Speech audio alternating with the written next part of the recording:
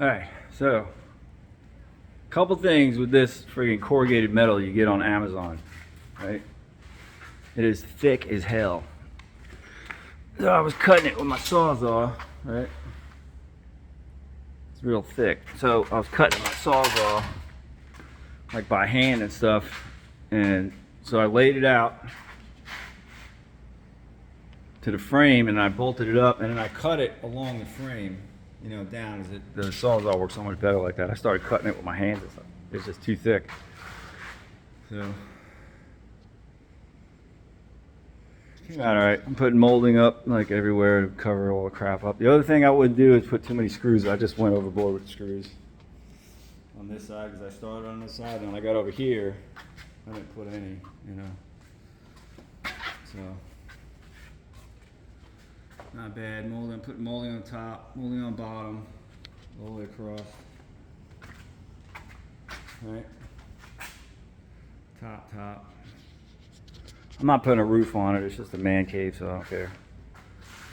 And then, but it came out pretty good. I mean, I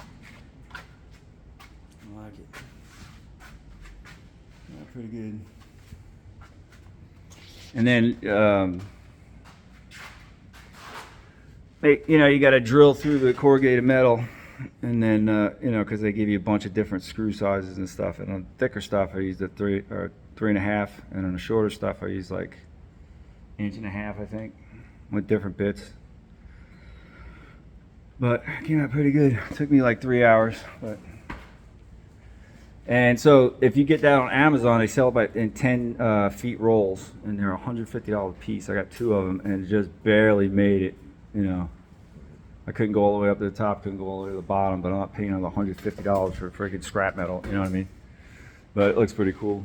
I looked everywhere to try to get some, you know, I wanted it to look like retro cool, you know what I mean? But you can't find this stuff. And on YouTube, you'll see a bunch of like professional guys that, you know, put this stuff on there. It looks really good. I'm just kind of winging it and figuring it out as I go, but it came out pretty good, man. But you see, what I was also doing was I also bolted it to my workbench, right? So I can make straight cuts, right? So before I was making a cut like I was trying to, so I figured a sawzall would cut it better, but it didn't. And see how jagged it was? But this side, this one I cut straight because I bolted it up to my workbench, and it went right through it like butter.